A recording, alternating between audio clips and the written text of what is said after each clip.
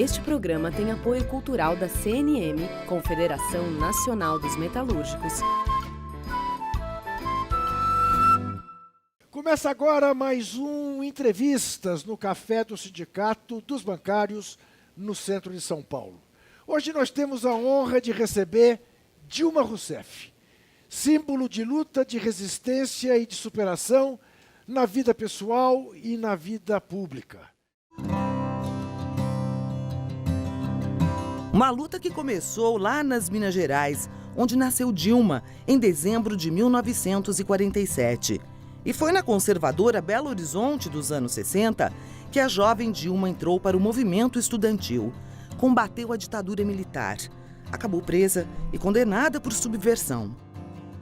Eu tinha 19 anos, eu fiquei 3 anos na cadeia e eu fui barbaramente torturada, senador. É provável que o sofrimento tenha ajudado a forjar a personalidade determinada, forte, incisiva de Dilma Rousseff. Mas a fama de durona foi construída ao longo de uma carreira que incluiu a fundação de um partido, o PDT, a passagem pela Secretaria Estadual de Minas e Energia e Comunicação do Rio Grande do Sul, até chegar ao Ministério das Minas e Energia no governo Lula.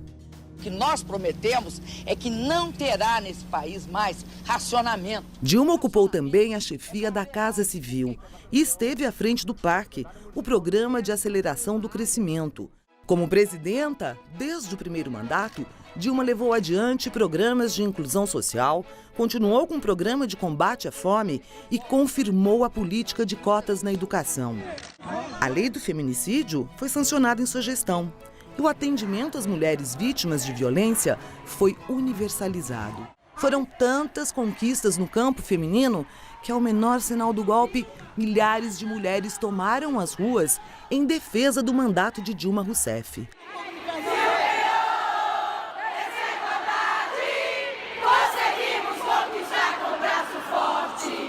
O Fica Querida ecoou pelo Brasil inteiro. Mas, numa vergonhosa sessão, senadores aprovaram o impedimento da presidenta Dilma. Se alguns rasgam o seu passado e negociam as benesses do presente, que respondam perante a sua consciência e perante a história pelos atos que praticam.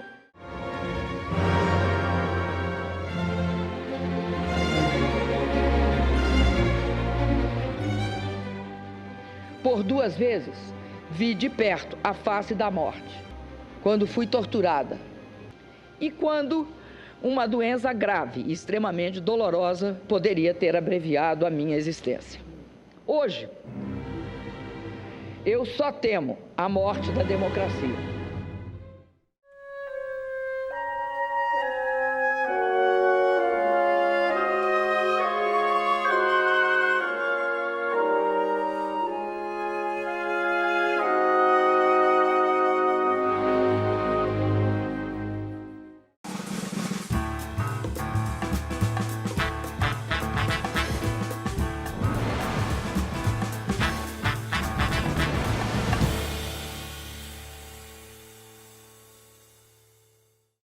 Para fazer este programa conosco estão Wagner Santana, presidente do Sindicato dos Metalúrgicos do ABC, e também Vivian Fernandes, jornalista e coordenadora de jornalismo internacional do Brasil de Fato.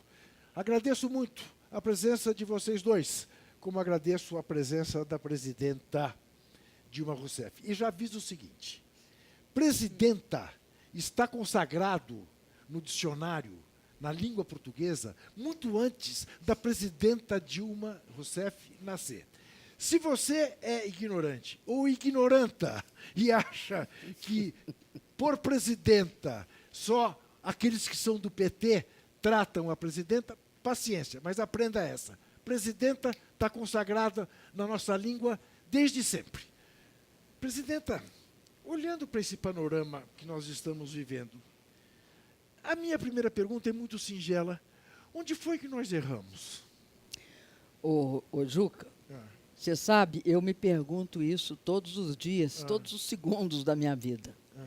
O que aconteceu no Brasil? E aí, sabe, Juca, sabe o que me ajuda a tentar achar uma resposta para essa pergunta? É olhar o que aconteceu nos outros países do mundo e perguntar o que há de comum entre nós e eles. Eu tenho falado e tenho participado de muitos debates fora do Brasil. E sempre me perguntam o que é diferente do Brasil e similar, ao mesmo tempo, em relação à Europa, aos Estados Unidos, aos países envolvidos. Eu acho que tem algumas características importantes. Primeiro,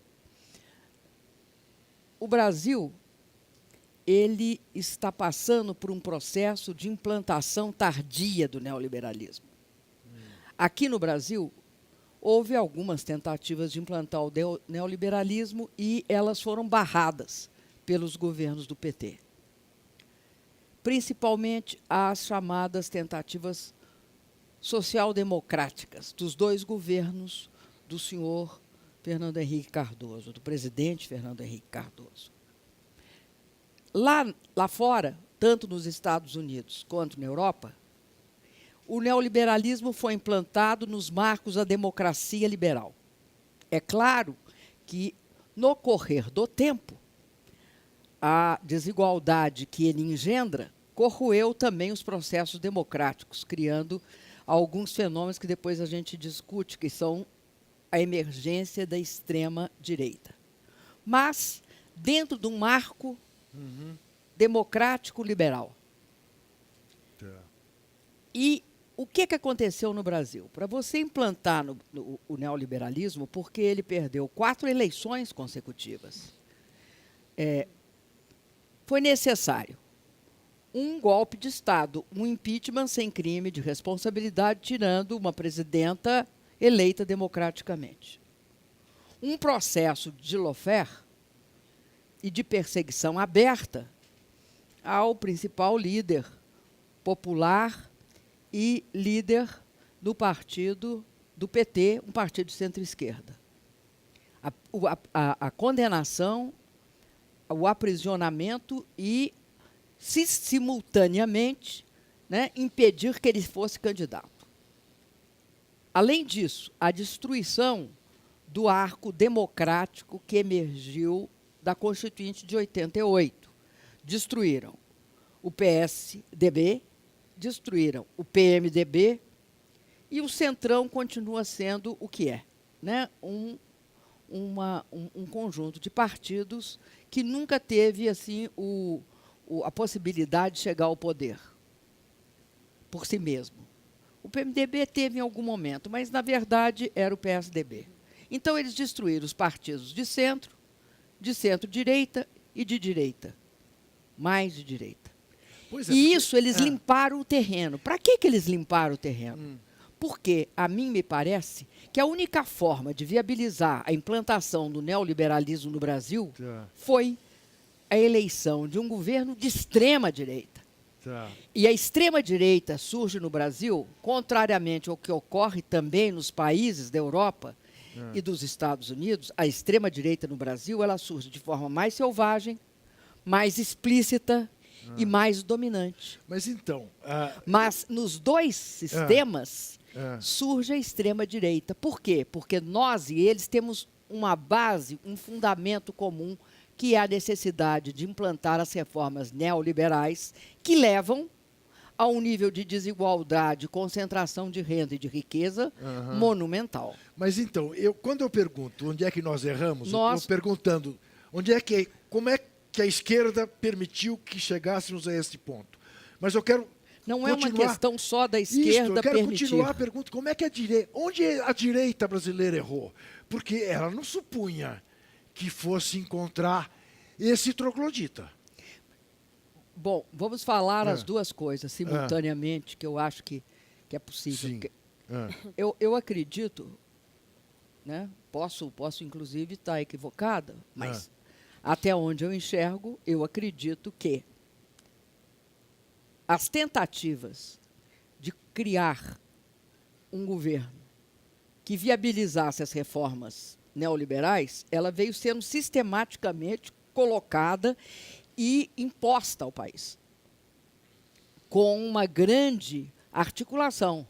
A mídia, o mercado financeiro, segmentos das classes médias, mas eles jamais conseguiram galvanizar a opinião popular, porque as medidas colocadas eram extremamente impopulares. Como você faz, sem um imenso trauma político, uma reforma trabalhista que tira direitos dos trabalhadores, que transforma os trabalhadores num precariado, né, impondo o trabalho precário, o trabalho parcial, tirando os direitos conquistados ao longo de lutas? Como é que você consegue fazer isso?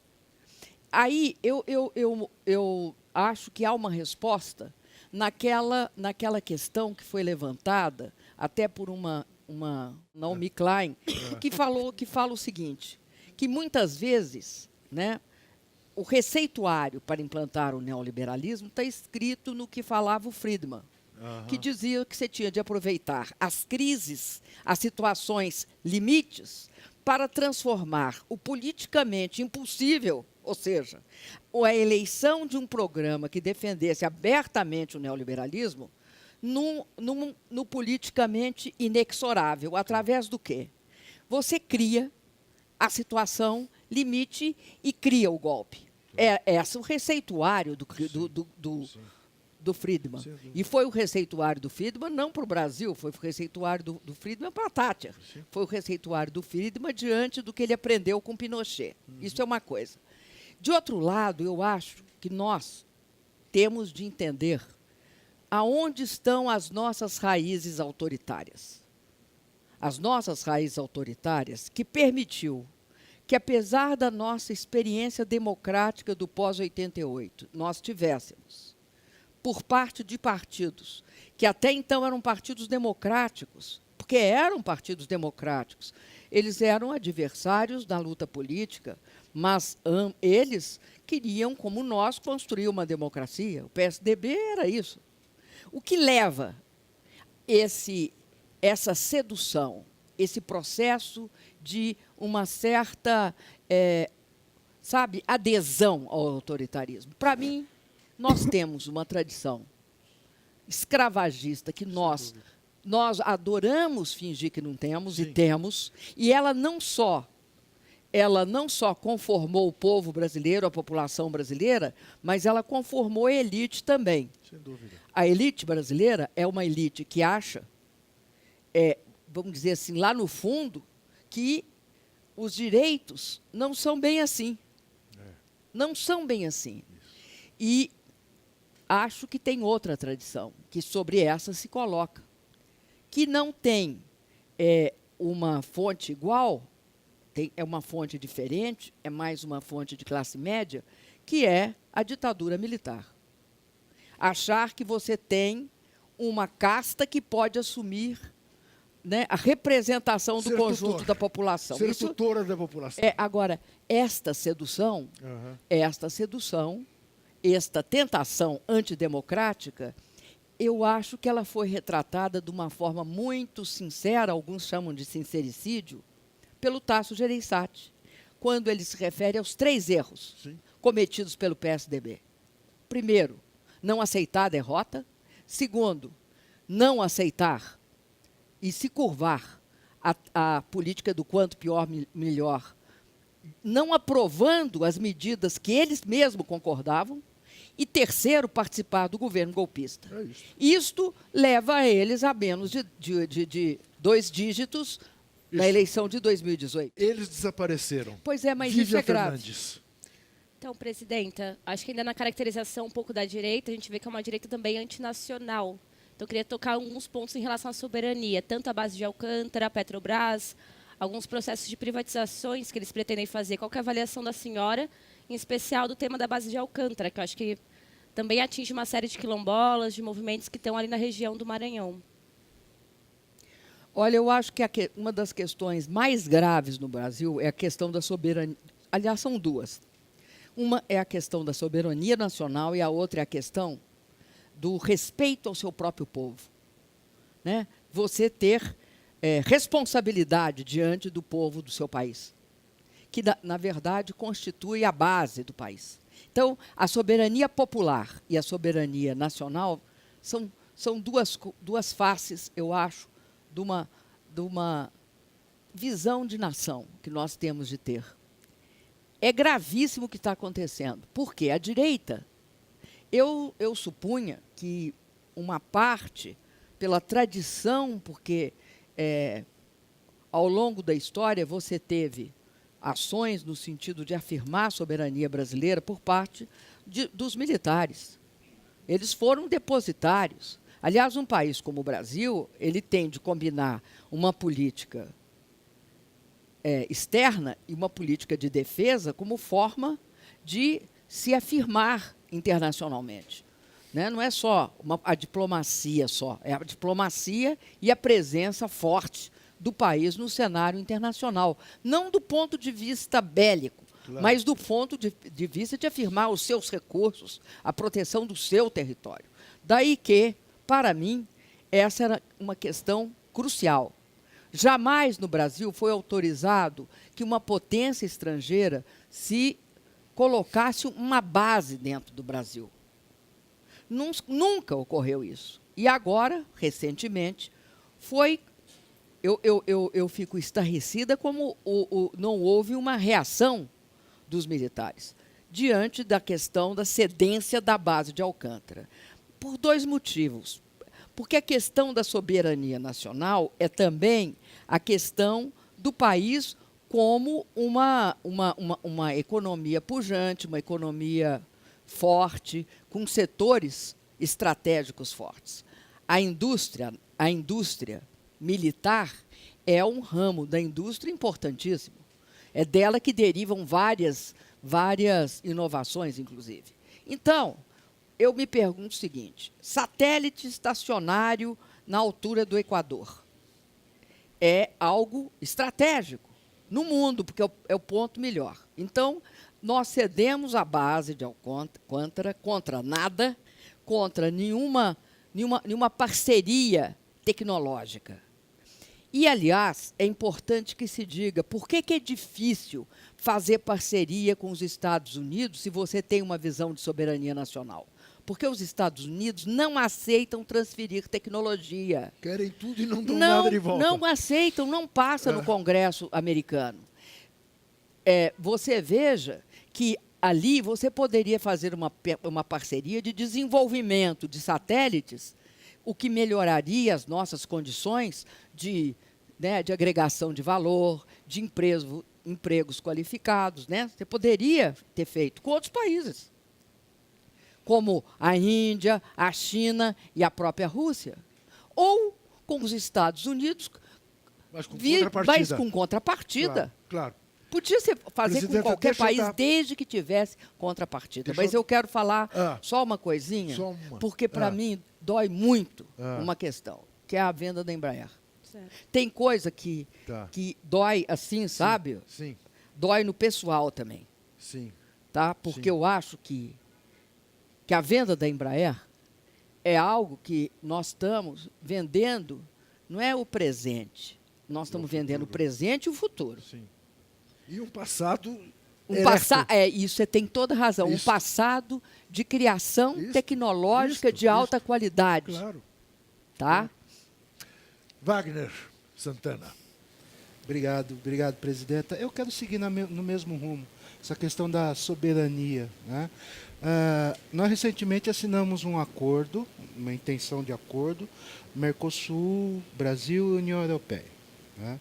É um acordo submetido às regras que eles impõem. Há toda uma diferença, né, da diplomacia comercial brasileira hoje do que foi feita no seu governo, foi feito no governo Lula, né, de submissão mesmo e que aponta para a destruição da indústria, né, nacional. Nessa questão da tecnologia, desenvolvimento tecnológico, de nós importarmos produtos com alto grau, né, de capacidade de inserção tecnológica e vamos vender soja. Né? Esse é o que parece que a gente vai estar resumindo o nosso papel. Né? feito esses acordos, consagrados neste governo que aí está, entreguista do jeito que é, isso é possível de reversão ainda? Essa é a pergunta que eu queria fazer também. Queria que você englobasse. Eu vou começar respondendo isso, depois eu vou cair um pouquinho para a Embraer. Não, pois é, inclusive a Embraer. E depois para a Petrobras. É possível recomprar a Embraer no futuro? Enfim, por favor. Esse acordo, Mercosul-União Europeia, eu tenho dúvidas se ele vai prosperar. E vou dizer quais são as minhas dúvidas. Oxalá. Esse acordo, ele tinha uma barreira. Eles viviam falando que a barreira era a Argentina, que a Argentina impedia que o acordo saísse. Pois eu quero aqui dar um testemunho que, no final do governo da Cristina, o Brasil, a Argentina, o Uruguai chegaram a uma proposta de acordo para a União Europeia. Qual era o obstáculo? Eu vou te dizer qual é o obstáculo. O obstáculo é a França, a Polônia e a Irlanda, cujo setor agrícola não quer a concorrência dos lácteos desses países, que são de alta qualidade. Não querem a concorrência das carnes industrializadas. E vamos lembrar que a importância da França no quadro da União Europeia é muito grande. E, a não ser que mude, desde a Revolução Francesa, a Vendéia, que são os pequenos agricultores franceses, sempre tiveram uma importância política relevante. No próprio 18 Brumário de Luiz Bonaparte, se diz que um dos fundamentos da chegada do Luiz Bonaparte, né, sobrinho, ao poder, foi os pequenos agricultores franceses. Então, essa é uma questão. Eu acho que essa questão ainda, eu quero ver como é que isso se desdobra. Se eles vão conseguir encontrar um bode expiatório oportuno na absoluta e ridícula posição do governo brasileiro, desmontando anos de políticas ambientais sérias, 30 anos de políticas ambientais sérias. E eu quero resgatar para o período do governo Lula e do meu período tudo o que foi feito. Vamos ver que em 2009, quando nós chegamos na conferência do clima, a chamada COP15, lá na Dinamarca, né, nós tínhamos um quadro de redução brutal do desmatamento. Nós tínhamos toda uma política consistente que nos permitiu falar que íamos reduzir em 36% a emissão de gases de efeito estufa. Então, isso é algo que, pelo menos, a Europa, os nórdicos, valorizam muito. A questão do acordo do clima, por exemplo, o Acordo de Paris, que foi viabilizado reconhecidamente, tanto pelo presidente dos Estados Unidos, quanto pelo secretário-geral da ONU, pela participação brasileira na liderança disso. O que vai acontecer? Qual o efeito de aprovar 300 agrotóxicos sem a menor restrição, de desrespeitar o meio ambiente, de destruir o CONAMA, que é o Conselho Nacional do Meio Ambiente, de acabar com a fiscalização?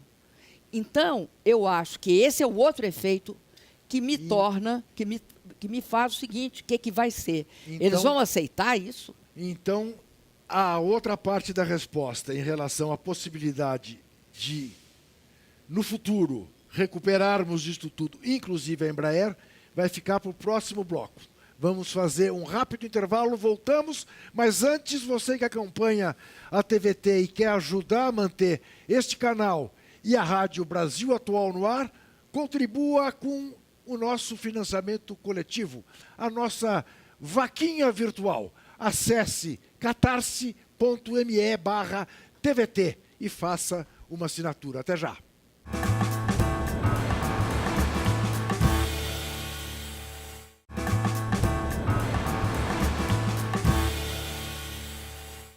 Voltamos ao café do Sindicato dos Bancários no centro de São Paulo, com o programa Entrevistas, assim, num dia de glória. Aliás, que trio, hein?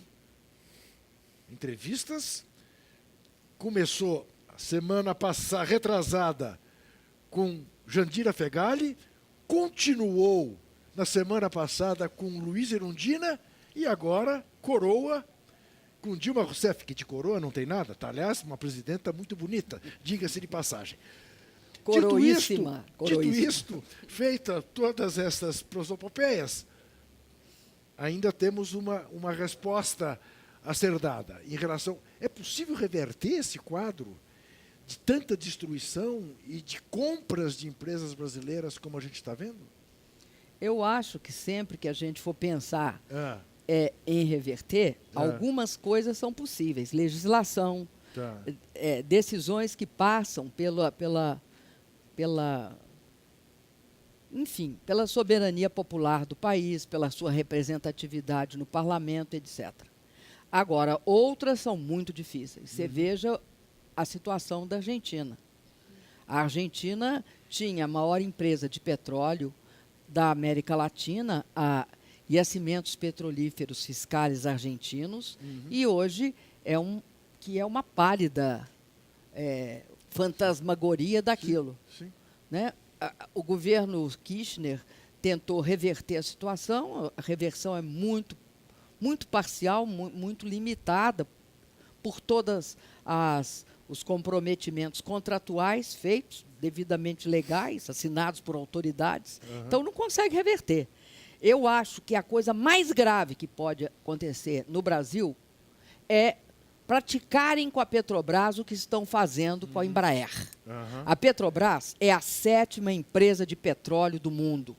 Essa história que a Petrobras está falida é uma das maiores fake news, porque você sabe, né, que o primeiro comprometimento, seja numa guerra híbrida ou numa guerra política, é a verdade. Sim, sem dúvida. Né? A verdade é a primeira vítima.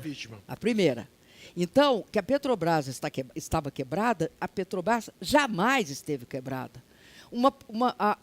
A Globo gostava de dizer que nós não tínhamos recursos para explorar o pré-sal. Qualquer banco, entre emprestar para qualquer empresa e para uma empresa de petróleo, empresta para a empresa de petróleo. Principalmente quando ela descobriu uma das maiores reservas do mundo. Então, privatizar a Petrobras é algo que é contra o que está sendo feito no mundo. Nenhum país do mundo privatizou sua empresa nacional de petróleo. Não me consta que as empresas, porque hoje as empresas chamadas públicas, as empresas do Estado, no mundo, elas são dominantes em relação às empresas privadas. As 7 irmãs, a época das 7 irmãs, foi-se. Hoje, quem detém as reservas no mundo são as empresas estatais de petróleo. A Petrobras fazia um caixa entre 13 bilhões de dólares e 26. Mas nunca abaixo de 13 bilhões de dólares. A Petrobras teve, neste período todo, um grau de lucratividade na média ou acima da média. A Petrobras é uma empresa que precisa da verticalização para ter essa imensa capacidade de investimento. Por quê? Porque ela compensa os diferentes níveis de rentabilidade. Por exemplo, às vezes dá mais vender combustível, às vezes dá mais produzir petroquímicos, às vezes dá mais transportar gás por dutos, às vezes dá muito mais refinar. O que eles fizeram? Provocaram uma imensa ociosidade nas refinarias, venderam o controle da BR, sequer sem vender o controle, ou seja, o controle de uma empresa tem um valor maior que as suas ações individuais. É o controle. É você mandar na empresa. Ora, o que eles fazem? Eles vendem as ações individuais. E junto com as ações individuais, vai-se o controle. Claro. Então, é como se eles pegassem a água do banho, jogasse o bebê o bebê que estava no banho, que era o controle, junto. Presidenta, deixa eu lhe fazer uma pergunta, já que estávamos falando, de alguma maneira, em política internacional e relações com a França e com o mundo em geral.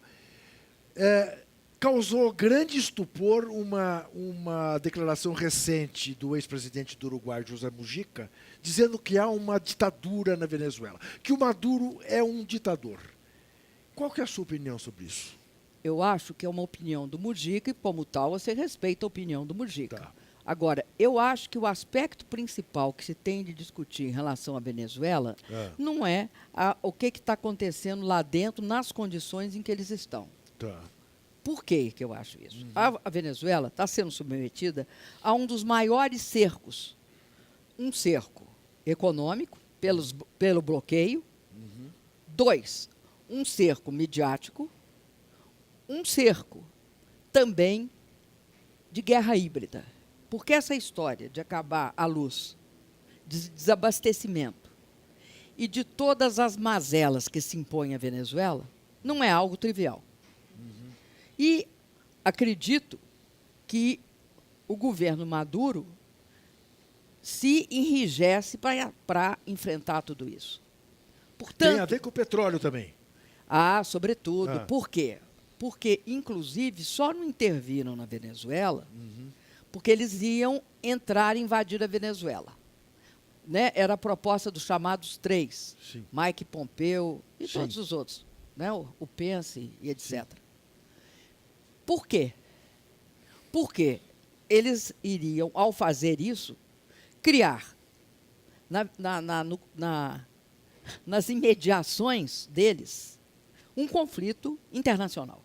Porque a China e a Rússia não iam aceitar que uma das maiores reservas de petróleo do mundo caísse lindamente no colo americano. Aliás, é interessante o sincericídio no mundo. Um dos que foram sincericidas foi um alto funcionário americano que disse: ora, por que a gente está com toda essa parafernália em relação à Venezuela? Ora, por causa do petróleo. É o óbvio, o ululante. Então, eu acho que ficar questionando, nessa altura do campeonato, as medidas internas do Maduro diante de um quadro desse, sabe, eu não concordo com muitas coisas que fez o governo Maduro. Agora, eu vou te dizer, eu acho que cabe destacar, e não quero criticar o Mujica, porque é um dos maiores líderes aqui, nessa parte do mundo. Né? Se não for no mundo inteiro, eu acho o Dom Pepe uma figura que se há uma figura, né, de porte, de estatura histórica que eu convivi, essa figura é o Mujica. É Dom Pepe. Ele é quase o Papa Francisco, não é? Não é? Não. Não, mas eu acho, não, é que eu são olho dois diferentes. Eu sei, mas é que o Papa parece um santo. O Papa Francisco é também uma das maiores figuras que nós estamos convivendo com ela. É isso mesmo. Agora, eu acho que eles são diferentes. São, sem dúvida. São. Porque eu acho que talvez você tenha razão. Tem um lado papal no Mujica e tem um lado Mujica no Papa. É isto. Viva. Eu acho que, trazendo um pouco para o tema internacional, mas vindo para o Brasil, tem 3 eleições importantes, Uruguai, Bolívia e Argentina esse ano. Queria focar um pouquinho na eleição da Argentina, que há uma grande expectativa, talvez, de uma volta da Cristina Kirchner, agora como vice lá. E, de certa maneira, uma resposta também ao Macri e o seu modelo neoliberal lá. A Argentina vive um quadro crítico de miséria, de pobreza, de grandes tarifas de energia, gás, etc. A população, de fato, também passa fome lá. Como, enfim, aqui no Brasil, apesar de negarem, também existe fome aqui hoje. Então, gostaria que a senhora avaliasse um pouco que jogo tem a eleição da Argentina no cenário latino-americano, em especial para nós, assim, para o Bolsonaro também é uma eleição importante. O que ela demonstra em relação ao neoliberalismo e talvez um certo retorno desse ciclo progressista de volta com a expectativa aí da eleição da chapa Fernandes-Fernandes. Junto conosco, eu acho que na Argentina se tem um dos maiores crimes do neoliberalismo. E esse crime ele vem se repetindo. Na crise na crise que levou eles a ter uma quantidade imensa de presidentes numa semana só, os bancos, por conta do Fundo Monetário, simplesmente deixaram a Argentina, a partir daí, sem crédito durante um tempo imenso. Foi uma luta da Cristina Kirchner, que eu presenciei, de tentar resolver a questão da dívida. Ela conseguiu reverter muitos dos problemas da dívida, em torno de 90% da dívida. Pode ser mais do que isso, tá? Eu estou te falando genericamente. Uma parte pequena, os fundos biltres, ou os fundos abutres, eles quiseram reabrir as condições de negociação e ter uma situação privilegiada para si mesmo, com juros mais altos, etc. Esses fundos abutres são fundos privados que ficam buscando, através de especulação, uma valorização rápida do seu capital. A Cristina lutou contra isso e impediu que isso ocorresse. Aí o Macri sobe. O Macri sobe sendo louvado em prosa e verso como sendo o ápice da modernidade, da gestão correta. Bom, a primeira coisa que ele faz é, de forma discriminada, tinha de elevar um pouco, tudo bem, mas ele eleva em 100%, em 200%, o preço básico dos combustíveis, principalmente do gás. E vamos lembrar que lá gás não é para produzir energia elétrica, é para esquentar as casas diante do frio, que é bastante maior que o nosso lá na Argentina. Ele vai e renegocia com esses fundos e paga esses fundos. E, em troca disso, consegue algum capital, que aplica não em investimento, aplica na ampliação do consumo. E aí a coisa vai indo. E aí entra o Fundo Monetário, que começa a ver que já tem traços de grande estresse. E empresta 56 bilhões de dólares para a Argentina. Isso depois de ter cometido, todo mundo reconhece, um dos maiores crimes na Argentina, que foi o primeiro Fundo Monetário, naquela época trágica, que sobe o Kirchner. Eles cometem um segundo, que é liberar o dinheiro e emprestar 56 bilhões de dólares, fora de qualquer parâmetro técnico, por questões absolutamente ideológicas, ou seja, o governo Macri não podia dar errado. Então, o Fundo Monetário vai lá e empresta 56 bilhões para a Argentina. A Argentina entra num círculo vicioso. Inflação elevadíssima. Eles não têm reservas. Eles têm, muitas vezes, eles suspendiam as compras porque eles não tinham reservas para nos pagar. Mas eles iam levando, impedindo que isso se transformasse no que se transformou no governo Macri. Uma inflação avassaladora. Agora, eles estão tentando uma reforma, né, meia boca, para ele passar esse resto de ano e o ano que vem, para ele poder superar esse momento crítico que ele está enfrentando. Bom, eu acho que é o maior exemplo do que o neoliberalismo conduz. Por que no Brasil isso não está acontecendo? Você podia me perguntar. Então, eu já te respondo. A presidenta, ela mesma, pergunta para ela mesma. É uma beleza. Continue. Mas é uma boa pergunta. Mas é uma boa pergunta. Sim, sem por dúvida. que nós, ótima pergunta. Por que nós não estamos passando por isso? Porque nós, nesse período, do governo do presidente Lula, desde 2003, eu tive a honra de assistir, estar junto com o presidente, quando ele pagou o Fundo Monetário Internacional. Por que ele pagou? Por quê? Porque o Fernando Henrique Cardoso deixou o Brasil sem dinheiro para pagar seus credores internacionais. Nós éramos caloteiros internacionais. E aí? O Fundo Monetário veio, impôs uma política que, vocês lembram, ele vinha com a malinha e tal, e coisa, né? Sim. Entrava, descia no aeroporto e mandava na gente. É isso. Em 2005, o presidente chama o diretor-geral do Fundo Monetário Internacional, que se chamava Rato. Sim. Rato esse era o sobrenome dele, era um espanhol. Posteriormente, preso naquela questão dos bancos, das cadernetas de poupança lá na Espanha. Aham. Era rato mesmo. Ele não queria receber. Ele não queria que a gente pagasse. Claro. Tem coisa melhor do que ter um país do tamanho do Brasil Na sua dependência? na sua dependência? Claro. Bom, aí nós nos empenhamos em garantir que o Brasil não fosse, mais uma vez, submetido à vergonha e ao vexame de ter aqui dentro um poder Claro. multilateral, que de multilateral não tem nada, se revezam entre diretores americanos. Quando o diretor é americano do Banco Mundial, é francês do FMI. Agora eu não sei como é que vai ser, que botaram a Christine Lagarde lá no Banco Central Europeu. Mas nós pegamos e construímos uma reserva. 380 bilhões de dólares de reserva existiam dentro do nosso tesouro, aplicado necessariamente como sendo as nossas reservas cambiais, o que nunca permitirá que, pelo menos se eles não julgarem pela janela para os bancos estrangeiros os 380, permitirá que a FMI entre aqui. Agora, eu só queria concluir uma coisa. Essa é uma das grandes mentiras. Eles disseram sempre que o Brasil estava quebrado.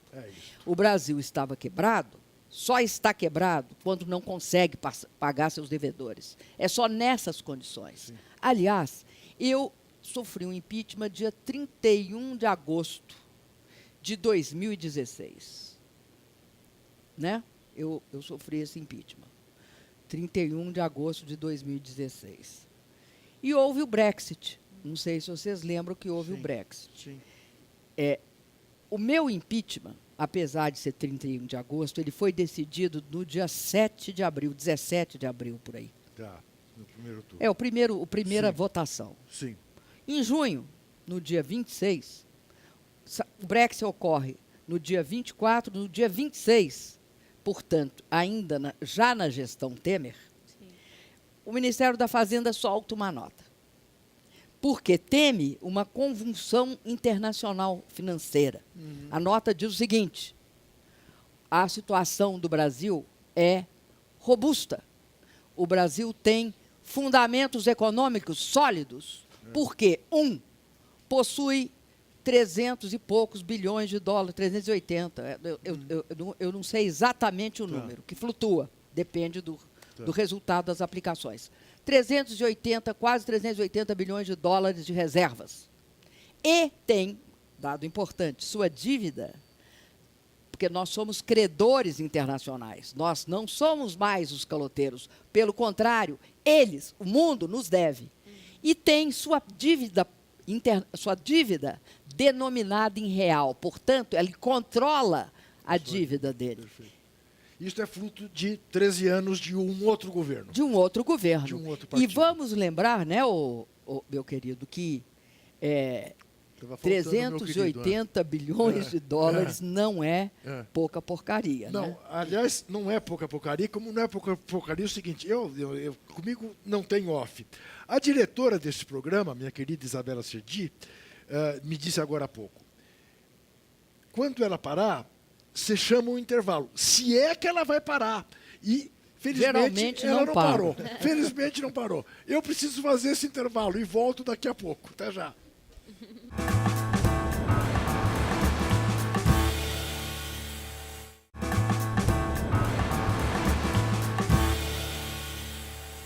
Voltamos ao Café do Sindicato dos Bancários do Centro de São Paulo com o programa Entrevistas. Hoje, orgulhosamente, recebendo a presidenta Dilma Rousseff. E agora o nosso Wagner Santana é quem faz a primeira pergunta.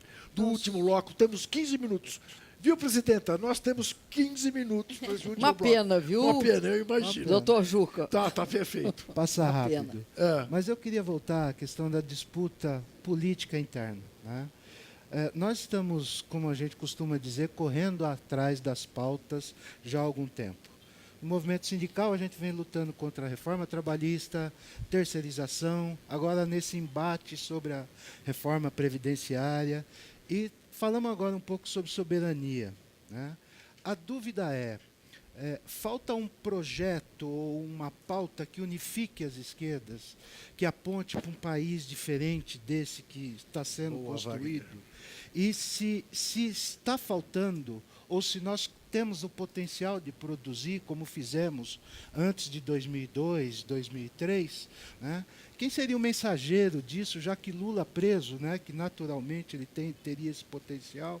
Nós temos hoje na sociedade alguém capaz de fazer isso, de ser o mensageiro dessa pauta, que unifique as esquerdas em torno de um projeto diferente de país? Eu concordo com você. Acho que essa é a grande. Se tem uma pergunta para nós, para esse momento, é essa pergunta. E eu acredito que para a gente transformar essa situação, a gente tem de compreendê-la. Porque eu penso que tem dois aspectos nesse momento histórico no Brasil, que são a base desse governo e a base do que está sendo feito, que é o neoliberalismo com as suas reformas. Essas reformas, como a trabalhista, isso que está acontecendo de mudança de todas as NRs, ou seja, acaba com a proteção ao trabalho, a segurança do trabalho, acaba com as condições aceitas para um trabalhador, enfim. Tem toda a reforma da Previdência, tem ameaça de privatização das nossas estatais, não só a Petrobras, a Embraer já foi, mas também os nossos bancos. Tem a pauta que tira direito das pessoas, que acaba com investimento e que privatiza universidades. Enfim, a pauta ambiental que está destruindo já destruiu a fiscalização, liberou o desmatamento, aumentou a entrada de agrotóxico, a liberação de agrotóxico no Brasil. Toda essa pauta, ela tem uma principalidade enorme, porque ela diz respeito aos interesses concretos das pessoas. Ela é uma pauta extremamente mobilizadora. Você vê que a universidade, aquela questão da redução dos 30%, levou milhares às ruas. Por quê? Porque as pessoas... Uma coisa é a pessoa querer, outra coisa é ela perder o que teve. E é isso que está acontecendo no Brasil. Né? Essa história do mais médicos, né? Que sumiram com os médicos, não tem médico atendendo na atenção básica. Acabaram com a entrega de medicamentos de diabetes e pressão alta. Tem uma outra pauta que também existe, que ela é importante, que é a pauta característica do neofascismo, que usa da violência como forma de atemorizar, de criar condições para dominar. Essa outra pauta, ela ataca, por exemplo, ela está articulada com a pauta neoliberal, porque, por exemplo, ela ataca ativistas ambientais, ela mata índios que estão se rebelando, ela prende o pessoal que é a favor da luta pela habitação, né? O sem-teto. Enfim, e ela reprime estudantes. Ela é capaz de reprimir estudantes. Ela cria todo um processo. E, além disso, tem a Lava Jato, que articula esse... A Lava Jato não é uma decorrência. Para mim, a Lava Jato foi estruturante para o surgimento dessa pauta fascista que cria a justiça do inimigo, que hoje está sendo, né, denunciada pela Vaza Jato. Exatamente. Bom, você tem essas duas. É da articulação delas que nós estamos falando. Aí tem o problema das nossas frentes. Qual é o grande problema que nós temos de entender e saber lidar com ele? É que tem uma quantidade imensa de gente que não gosta da pauta neofascista, mas que apoia a pauta neoliberal. E que, apesar da pauta neofascista ser pouco civilizada, de ser tosca, grosseira, de levar absurdos como esse feito com um desaparecido político, preso pela ditadura. Fernando Santa Cruz. Foi Fernando Santa Cruz. E morto. Toda essa pauta, ela aparentemente, ela tem vamos dizer assim, ela tem a condenação, esse lado, tem a condenação. Daqueles que defendem o neoliberalismo, não tem. A condenação é sempre, vai até ali e para. Vai até ali e para. E você pode ver que no jornal, logo após esse absurdo que foi a história do Fernando Santa Cruz, do assassinado pela ditadura, e do que fizeram, né, do que falaram, o presidente fala para o presidente da OAB, você tem uma fala de um banqueiro dizendo, mas estamos fazendo as reformas. Você tem a fala dos políticos do Centrão dizendo, mas temos de continuar fazendo as reformas. Então, ou nós percebemos que a gente tem de fundir bem essas duas pautas, e aí eu estou contigo, nós temos de... não é algo que é feito por uma pessoa, é feito pelos movimentos. Nós temos de articulá-las. Então, só te interromper em relação a um dado. Senão, é verdade isso tudo. Porém, a gente vê ao mesmo tempo a recriação de organismos da sociedade civil que andavam desaparecidos. Comissão Arns. Isso. Comissão Arns.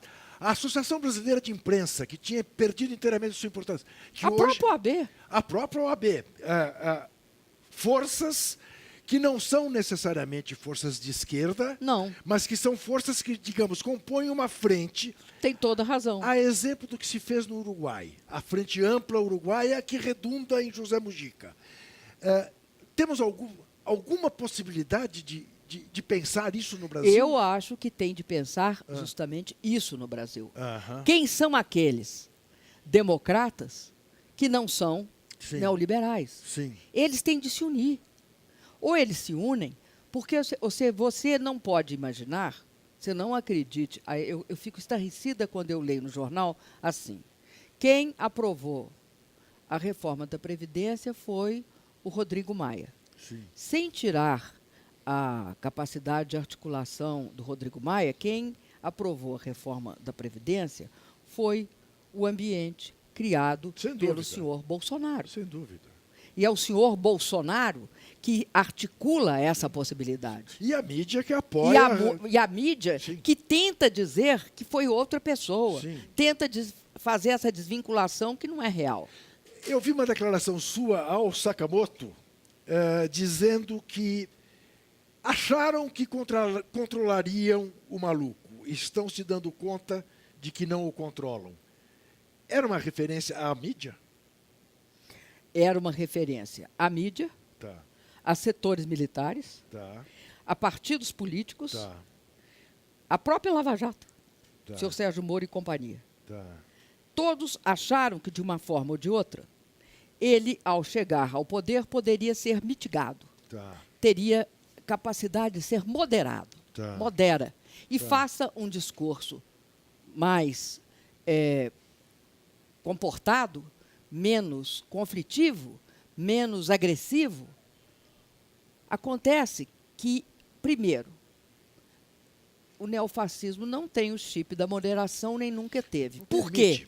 Porque a violência, o atrito, o confronto, o conflito é uma base central da forma como ele articula. A banalização do mal, segundo Ana Arendt. E mais uma coisa, a sustentação da sua base política. Sem dúvida. Falar porque para quem essa tem gente. A sua base política, que não interessa que tamanho que ela está hoje, mas ela existe, é ele. Então, o que eu acho é o seguinte, há uma ilusão que pode ser uma ilusão oportunista, que acredita ainda que ele ainda pode ser moderado, que ele vai, com o passar do tempo, se comportar. Ele explicou que ele não vai, que ele é assim mesmo. É isto. E eu acho que ele não é tutelável. É essa a questão. E a questão dele não ser tutelável é uma questão complicada, porque alguns poderão falar, devemos tirá-lo. Outros dirão, ora, tirá-lo e colocar quem? Quem tem base? A Luísa Erundina falou aqui em impeachment e convocação de eleições gerais imediatamente. Olha, eu acho que se isso for possível, convocação de eleições gerais, o impeachment tem sentido. Caso contrário, ele não tem o menor. Ou aquele seu amigo advogado do impeachment, Miguel Reale Júnior, disse que o presidente tem que ser interditado. Não é nem questão de impeachment, é de interdição. Com que força? Pois é. Mas essa gente, diria, está se dando conta do tamanho da bobagem que fez? Não, que cometeu? Não está. Não, porque precisa. Nem o Aécio? Aí, individualmente, eu não sei. Tá. O que eu posso te dizer é que eu acho que essa questão de aplicar as reformas neoliberais, Sim. ela é prioritária a qualquer outra consideração. Tá. Quem é o motor do processo de impeachment? Quem é o motor da prisão do Lula? Quem é o motor da destruição? Tá. E quem é ou o que é o motor que leva ao surgimento do neofascismo no Brasil? Uhum. É essa necessidade imperiosa das elites brasileiras de impor o neoliberalismo. Mas voltando- Aí a sua associação. Tá. Mídia. Sim. A mídia, você veja a Lava Jato, a mídia vira a quarta instância do poder, Sim. do poder judiciário. Ela julga, condena Sim. Sim. e não tem o menor problema. Aí, e vaza, né? Sim. E vaza. Vaza seletivamente, juízes falam fora dos autos, procuradores fazem PowerPoints. E aí você tem um processo de desnudamento que mostra uma das coisas mais graves nesse momento. Por quê? Porque a base de tudo, de toda a institucionalidade, está no fato de que todos somos iguais perante a lei. Se não somos iguais Claro. no mundo real, Claro. somos, perante a lei, somos iguais. Claro. Bom, ficou claro que não somos, Não somos. tão iguais perante a lei. Né? Alguns mais iguais. Alguns têm Ou menos por iguais. definição, nasceram culpados. Né? Todos os negros desse país nasceram culpados. O Lula nasceu culpado. Todo integrante do PT nasceu culpado. Todo integrante de movimento social nasceu culpado. Todo integrante de partidos progressistas nasceram culpados. E quem nasceu sem nenhuma culpa? A elite brasileira. Esta é uma questão que fica muito a nu. Eu não sei até quando todo essa espécie de panos quentes segura essa Então, fervilhação. eu vou lhe por baixo. fazer a última pergunta dessa nossa entrevista. Orgulhosa entrevista. O que esperar, presidenta Dilma Rousseff? O que esperar? Eu espero, né, vamos falar a minha parte otimista. Tá. A minha parte otimista espera uma luta de longo prazo. Né, uma luta, que eu falo, de fôlego. Não sei, não é bem o tempo que vai definir, mas uma luta em que nós vamos ter de construir muitos dos instrumentos nela. Sabe? Não está pronto, tudo pronto, assim, que você vai pegar. Você vai construir com os movimentos sociais, com isso que você destacou muito bem, né? A quantidade de iniciativas que aparecem, a Comissão Ardes, por exemplo. Né? Você vai construir. Nós vamos ter de construir junto esse processo. E ele não é de curto prazo. Tá. Não vamos pensar que a gente resolve ele no dia seguinte, porque não resolve. A última vez que nós fizemos direta já, nós podemos fazer direta já outra vez. Nós entregamos para outrem, né? Sim.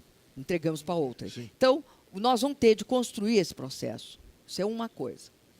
Segunda coisa, eu acho que nós não podemos contemporizar tentando resolver para eles o conflito. O conflito que é inerente a eles, que é esse fato, essa contradição dos neoliberais quererem que ele seja civilizado. Por quê? Os neoliberais, eles, apesar de achar que preferem humanos direitos do que direitos humanos, eles escondem esse fato. Sim. Ele não esconde. Sim. Ele prefere humanos direitos do que direitos humanos. Sem dúvida. Então, nós não podemos fingir que não tem de aprofundar esse conflito. Eu acho que esse conflito ele é chave, porque ele mostra um lado do que aconteceu no Brasil, que é aquilo que eu comecei no início. Qual é a nossa diferença? Aqui, a democracia não sobrevive ao neoliberalismo. Tá perfeito. ela não sobrevive nem como democracia liberal. Presidenta Dilma Rousseff, muitíssimo obrigado por essa conversa tão esclarecedora. E por ter falado tão pouco, né, presidente? O senhor já falou Eu mais. sou uma pessoa contida. É muito... Wagner e Vivian, muitíssimo obrigado pela presença de vocês. E depois de velha, você entende? Fiquei assim mais contida. Eu quero chegar à sua idade desse jeito. Agradecer também aos nossos telespectadores, lembrar que tem entrevistas toda quinta-feira, 10 da noite, aqui na TVT de São Paulo, canal 44.1. No YouTube é ao vivo a qualquer hora, em qualquer lugar do planeta. E para nos apoiar, acesse o endereço catarse.me/TVT. Até semana que vem e não se esqueça nunca, desesperar jamais.